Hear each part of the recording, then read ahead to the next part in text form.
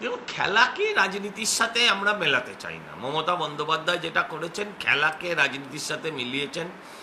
হ্যাঁ, একটা উপনির্বাচনে, কিছুদিন আগের একটা উপনির্বাচনে ফুটবল দলের 3 প্রধানকে তার কর্তাদের বসিয়ে তার দলের মানে প্রার্থীকে সমর্থন করিয়েছিলেন।